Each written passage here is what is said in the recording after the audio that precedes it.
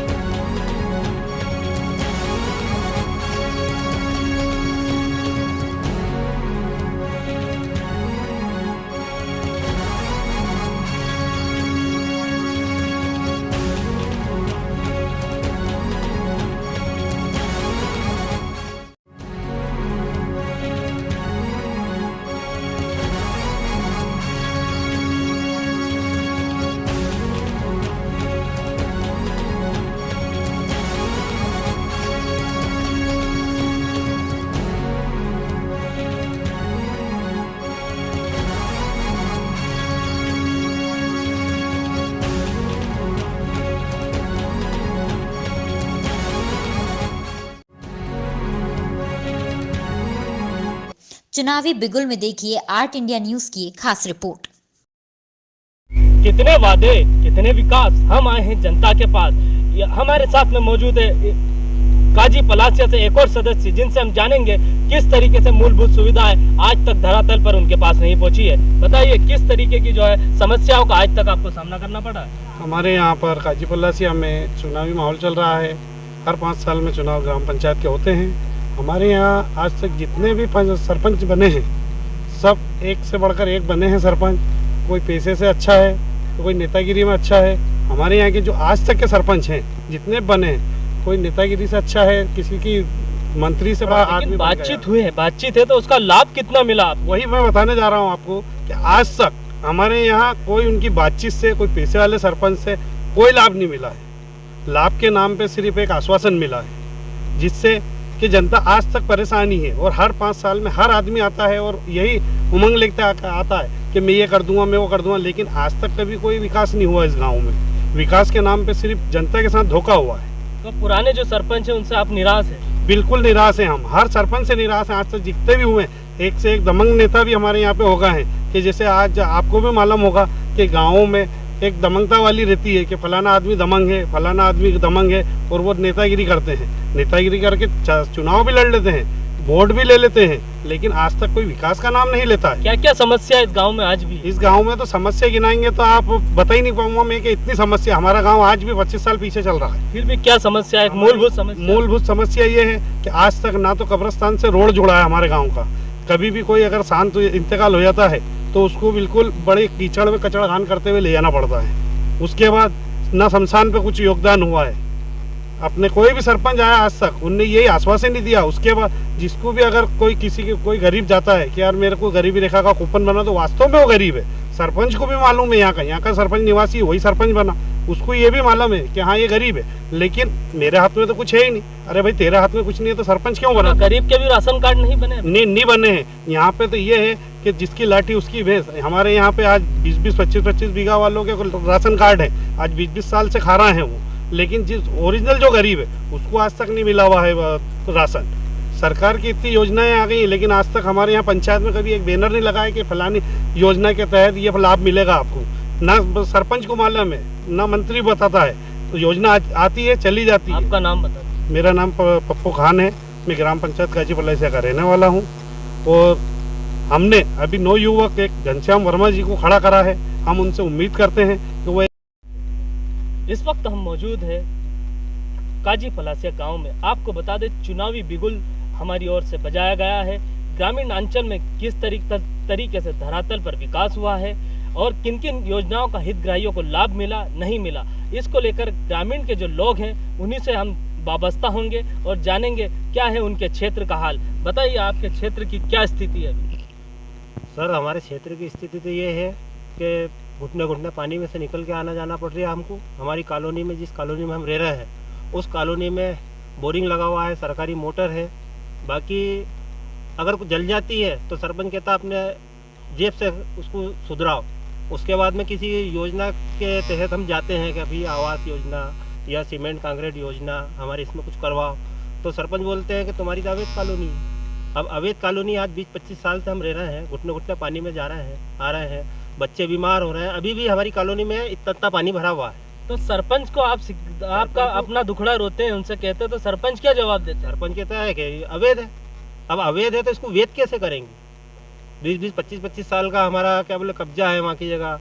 उसके बाद में रजिस्ट्री भी है लोगों की, कुछ लोगों की नहीं है, कुछ लोगों की नोटरी है क्या। तो हमारी तो ये कोशिश है कि कोई भी सरपंच अब नए दौर में आए और हमारी ये समस्या का हल करे, तो वो सबसे तो आप कैसे व्यक्ति को चुनना चाहेंगे जो आपके सारी जो है और बस पत्ते खेलते हैं सरपंच होने तो, जुआ सट्टा खेलते हैं बस। लेकिन इस तरीके की जो आपके ग्रामीण अंचल में जब सरपंच का यह हाल है तो मतदाताओं का क्या हाल होगा? मतदाता क्या करे बेचारा, गरीब। कई इतने गरीब लोग हैं कि कई को पैसे दे देते हैं लोगों ने, वोट डलवा लेते हैं, सरपंच बन जाते हैं। कई के हाथ पर जोड़े कोई रिश्तेदारी बता के वोट ले लेता है बस। और आप लोगों की सुनवाई नहीं होती है, सरपंच नहीं सुनता? सरपंच सुनता ही नहीं। मंत्री जो आते हैं उनसे बोलते हैं कि हमको भवन कर की रसीद दो, तो भवन कर की रसीद 300 रुपये काटते हैं और 1000-1100 रुपये ले लेते हैं। तो इस बार क्या मूड बनाया आप लोगों ने? इस बार हमने हमारे जो साथ मिलने जुलने वाला हमारा गरीब, हमसे कंधे से कंधा मिलाने वाले घनश्याम वर्मा जी है, हम उनके साथ हैं और हम चाहते हैं कि वो इस बार सरपंच पद के लिए आए हमारे साथ। नमस्कार, पंचायत बिगुल में आपका स्वागत है। इस वक्त हम मौजूद है काजी पलासिया में। काजी पलासिया से जो सरपंच पद के लिए उम्मीदवार हमारे साथ में मौजूद है घनश्याम वर्मा जी। हम जानेंगे किस तरीके से जो चुनाव के लिए वो चुनाव में उनको चुना गया है, जनता का कितना उनके साथ समर्थन है और जनता के हित में ये क्या काम करते चले आए हैं, जिसको लेकर जनता ने इनको जो है चुनने के लिए यहाँ पर खड़ा किया है। उम्मीदवार के रूप में ये खड़े हुए हैं। हम इनसे जानेंगे क्या कुछ इनकी महत्वपूर्ण भूमिका है इस गांव को लेकर और क्या प्राथमिकता रहेगी जिसको लेकर ये चुनाव लड़ना है, बताएं। सबसे पहले मेरा सर प्राथमिकता यही है कि जो भी सरकार की योजना है गरीब तक के मैं उनको पहुंचाऊं, यही मेरा सबसे पहला लक्ष्य है। और दूसरी बात, जो भी अभी तक के सरपंच बनते हैं वो बस हाँ जी करके मतदाताओं को लुभाने का काम करते हैं और मेरा ऐसा कोई वो नहीं है। मैं खुद एक गरीब घर से आता हूँ, तो मैं गरीब की मजबूरी गरीबी समझ सकता हूँ। तो जिस तरीके से इस गांव का विकास की बात है, पिछले जो 5 वर्षों में क्या कुछ कार्य नहीं हुए जिनको आप महत्वपूर्ण समझते हैं और सरपंच जो बनते ही वो काम करेंगे, क्या काम आपके महत्वपूर्ण है?